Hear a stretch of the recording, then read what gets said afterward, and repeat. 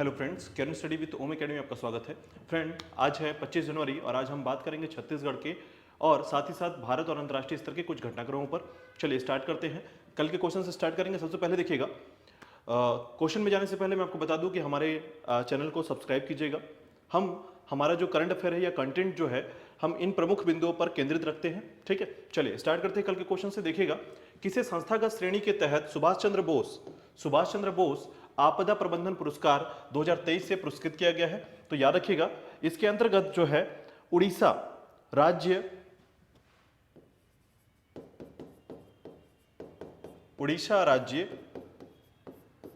ठीक है, उड़ीसा राज्य आपदा प्रबंधन, याद रखिएगा, उड़ीसा राज्य आपदा प्रबंधन बोर्ड और लुंगलेई फायर स्टेशन मिजोरम, ठीक है, याद रखिएगा,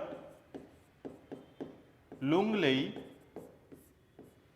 ठीक है, लुंगलेई फायर स्टेशन मिजोरम, ठीक है, इनको सुभाष चंद्र बोस आपदा प्रबंधन पुरस्कार से सम्मानित किया गया है, ठीक है, 2023 में। चलिए नेक्स्ट देखिएगा, छत्तीसगढ़ के क्रम पर सबसे पहले स्टार्ट करते हैं। छत्तीसगढ़ क्रम में देखिएगा, उत्कृष्ट निर्वाचन कार्यों पर राज्य स्तरीय सर्वश्रेष्ठ जिला का पुरस्कार किस जिले को दिया जाएगा? तो याद रखिएगा, इसमें कांकेर जिले को दिया जा रहा है। देखिएगा विस्तार पर बात करते हैं। इंदिरा गांधी कृषि महाविद्यालय में 25 जनवरी राष्ट्रीय मतदाता दिवस पर आयोजित राज्य स्तरीय समारोह में कांकेर जिले को पुरस्कृत किया जाएगा। उल्लेखनीय है कि कांकेर जिले में निर्वाचन संबंधी कार्यों को बहुत ही उत्कृष्ट तरीके से किया गया। चलिए नेक्स्ट टॉपिक को देखिएगा, किस योजना के तहत बिलासपुर जिले के 733 स्कूलों में से 12 स्कूल का चयन किया गया है? याद रखिएगा, पीएम श्री योजना, ठीक है, बहुत इंपॉर्टेंट है, याद रखिएगा, पीएम श्री योजना, ठीक है। तो देखिएगा, पीएम श्री योजना के तहत जो है विस्तार पर बात करते हैं। देखिएगा,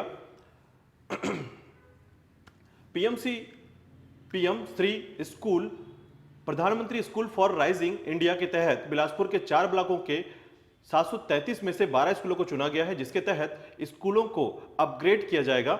योजना के तहत तखतपुर, कोटा, बिल्हा और मस्तूरी ब्लॉक का चयन किया गया है। केंद्र सरकार ने बच्चों की बुनियादी शिक्षा को मजबूत बनाने हेतु राष्ट्रीय शिक्षा नीति 2020 में बड़ा बदलाव किया है, ठीक है। चलिए नेक्स्ट देखिएगा, all India inter university karate प्रतियोगिता में सीयू की स्नेहा बंजारे ने कौन सा पदक जीता है? याद रखिएगा, इन्होंने जीता है रजत पदक। चलिए, स्नेहा बंजारे ने रजत पदक जीता है। बात करते हैं विस्तार पर। देखिए, गुरु घासीदास केंद्रीय विश्वविद्यालय की खिलाड़ी स्नेहा बंजारे ने अंडर 68 किलोग्राम वर्ग में रजत पदक प्राप्त किया है। फाइनल राउंड में उन्हें पंजाब विश्वविद्यालय की खिलाड़ी से हार का सामना करना पड़ा था। चलिए नेक्स्ट देखिएगा, नेक्स्ट है आपका सितंबर 2023 में G20 की बैठक किस राज्य में आयोजित की जाएगी? याद रखिएगा, छत्तीसगढ़ में। चलिए विस्तार पर बात करते हैं। देखिएगा कि वर्ष 2023 के वैश्विक संगठन G20 की अध्यक्षता भारत को मिली है। संगठन के चौथे वित्त समूह की बैठक 21 से 23 सितंबर तक नवा रायपुर में होगी।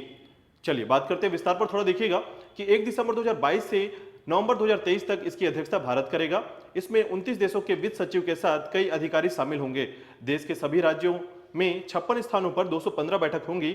G20 को ग्रुप ऑफ 20 भी कहा जाता है। चलिए विस्तार पर देखिएगा। नेक्स्ट टॉपिक पे देखिएगा, राज्य में भारतमाला प्रोजेक्ट के तहत किस स्थान पर 2.5 किलोमीटर लंबे टनल का निर्माण किया जाएगा? तो याद रखिएगा, जगह है केसकल घाटी, ठीक है, कोंडागांव क्षेत्र। चलिए विस्तार पर बात करते हैं। देखिएगा, भारतमाला प्रोजेक्ट के तहत रायपुर और विशाखापट्टनम के बीच 464 किलोमीटर लंबी सड़क हेतु केसकल घाटी में 2.5 किलोमीटर लंबी टनल का निर्माण कार्य मार्च से शुरू होगा। राज्य की पहली सड़क होगी जिस पर लंबी टनल का निर्माण होगा, ठीक है। चलिए नेक्स्ट देखिएगा, राष्ट्रीय स्तर के कुछ घटनाक्रम पर। हाल ही में पूरे देश में राष्ट्रीय बालिका दिवस कब मनाया गया? तो इसका राइट आंसर है आपका 24 जनवरी 2023 को। चलिए देखिएगा विस्तार पर, राष्ट्रीय बालिका दिवस की प्रमुख योजनाओं के संबंध में मैं यहां पर कुछ फैक्ट्स लेकर आया हूं। देखिएगा, बेटी बचाओ बेटी पढ़ाओ योजना के तहत जो मुख्य उद्देश्य है, जिसमें बच्चों के जन्म के समय लिंग चयन और विभेद को समाप्त करना। दूसरा है नौनी सुरक्षा योजना, सरकार प्रदेश में कन्या भ्रूण हत्या के खिलाफ जनसाधारण को जागरूक करना। और देखिएगा नेक्स्ट है आपका प्रधानमंत्री मातृ वंदना योजना, सामाजिक और आर्थिक रूप से कमजोर परिवार को सहायता प्रदान करना। सुचिता योजना, शासकीय शालाओं व कॉलेजों में अध्ययनरत महिलाओं को स्वच्छ एवं कम लागत का सैनिटरी नैपकिन सुगमता से उपलब्ध कराना। चलिए नेक्स्ट देखिएगा, किशोरी बालिका योजना, उद्देश्य है 14 से 18 वर्ष की साला त्यागी और साला जाने वाली, ठीक है, याद रखिएगा, साला त्यागी और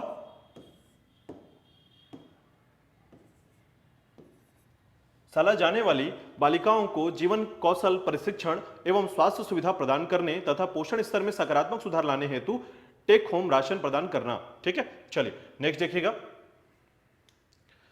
मिशन वात्सल्य योजना। ठीक है, तो मिशन वात्सल्य योजना में याद रखिएगा उद्देश्य है बाल देखरेख संस्थाओं का संचालन करना। छत्तीसगढ़ प्रदेश में कुल 16 बालिका गृह संचालित हैं। चलिए नेक्स्ट देखिएगा, राष्ट्रीय स्तर के नेक्स्ट फैक्ट में ICC test team of year 2022 में किस भारतीय क्रिकेटर को शामिल किया गया है? देखिएगा, तो याद रखिएगा ऋषभ पंत। चलिए डिटेल पे बात करते हैं थोड़ा सा। देखिएगा, आईसीसी ने पुरुषों की test team of the year 2022 की घोषणा की है, जिसमें एकमात्र भारतीय क्रिकेट कीपर, ठीक है, विकेट कीपर बल्लेबाज ऋषभ पंत हैं। इंग्लैंड के बेन स्टोक्स को टीम का कप्तान चुना गया है तथा महिला वनडे टीम में भारत की स्मृति मंधाना, हरमनप्रीत कौर और रेणुका सिंह शामिल हैं। चलिए नेक्स्ट टॉपिक में देखिएगा, हाल ही में किस टीम ने वनडे क्रिकेट पर नंबर 1 स्थान प्राप्त किया है? ठीक है, तो इसमें टीम इंडिया शामिल हुई है, नंबर 1 पर स्थान प्राप्त किया है अभी हाल ही में। चलिए विस्तार पर बात करते हैं। देखिएगा, आईसीसी वनडे का आखिरी मैच 24 जनवरी को इंदौर में खेला गया, जिसमें भारत ने न्यूजीलैंड को 90 रनों से मात दी। भारत न्यूजीलैंड के बीच 3 वनडे मैचों में भारत ने तीनों मैच में जीत हासिल की। इसके साथ ही भारत T20 में नंबर 1 पर, जबकि टेस्ट में नंबर 2 पर है। चलिए नेक्स्ट देखिएगा, किन्हें विज्ञान भवन नई दिल्ली में वर्ष 2022 के सबसे प्रतिष्ठित वैज्ञानिक पुरस्कार से सम्मानित किया गया? चलिए देखेंगे, नाम है इनका आर विष्णु प्रसाद। चलिए देखिएगा विस्तार में, आर विष्णु प्रसाद ने के 69 पेटेंट उपलब्ध हैं। यह पुरस्कार अनुराग ठाकुर जी के द्वारा दिया गया है। ठीक है, चलिए नेक्स्ट देखिएगा, राष्ट्रीय मतदाता दिवस कब मनाया जाता है? ठीक है, तो देखिएगा 25 जनवरी को मनाया जाता है राष्ट्रीय मतदाता दिवस, याद रखिएगा। चलिए देखते हैं, इसे सियासी प्रक्रिया में युवा भागीदारी बढ़ाने के लिए वर्ष 2011 से प्रारंभ किया गया। वर्ष 1950 में आज के दिन ही चुनाव आयोग की स्थापना की गई थी। चलिए नेक्स्ट देखिएगा, 95 ऑस्कर अंतर्राष्ट्रीय स्तर पर देखिएगा, 95 ऑस्कर अवार्ड्स 2023 में भारत की कितनी फिल्मों का नॉमिनेशन किया गया है? ठीक है, तो देखिएगा 3 फिल्मों का नॉमिनेशन किया गया है इसमें, याद रखिएगा। विस्तार पर देखिएगा कि ऑस्कर अवार्ड 2023 में भारत की 3 फिल्मों का चुनाव हुआ है। आरआरआर फिल्म की नाटू नाटू सॉन्ग ने बेस्ट ओरिजिनल सॉन्ग श्रेणी में जगह बनाई है तथा इसे गोल्डन ग्लोब अवार्ड और क्रिटिक्स चॉइस अवार्ड भी प्राप्त हो चुका है। अब तक कुल 4 फिल्में ऑस्कर अवार्ड के लिए नॉमिनेट की गई हैं, जिसमें 1957 में मदर इंडिया, 1988 में सलाम बॉम्बे, 2001 में लगान और 2021 में राइटिंग विद फायर शामिल किए गए हैं। ठीक है यार, चलिए नेक्स्ट देखिएगा, नासा के द्वारा किस कंपनी को $425 मिलियन का पुरस्कार दिया गया है? इसका राइट आंसर है बोइंग कंपनी। चलिए देखिएगा, नासा के माफ कीजिएगा, नासा के बोइंग कंपनी के सस्टेनेबल फ्लाइट डेमोन्स्ट्रेटर के लिए $425 मिलियन का पुरस्कार दिया गया है। ठीक है, चलिए नेक्स्ट देखिएगा, अंतर्राष्ट्रीय स्तर पे नेक्स्ट है, यूरोपीय स्पेस एजेंसी के द्वारा किस अंतरिक्ष मिशन को अप्रैल 2023 में लॉन्च किया जा रहा है? ठीक है, इसका नाम है जूस। चलिए बात करते हैं इसके बारे में। देखिएगा कि यूरोपीय अंतरिक्ष मिशन जूस, जिसका पूरा नाम है juice Jupiter IC moons explorer, को अप्रैल 2023 में फ्रांस के गुयाना से लॉन्च किया जाएगा।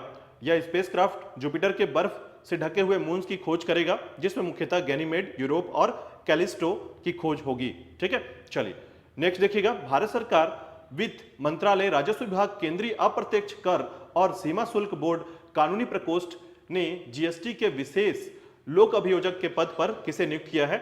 इसका आंसर कमेंट बॉक्स पे कीजिएगा। मिलते हैं कल नए करंट अफेयर के साथ। धन्यवाद।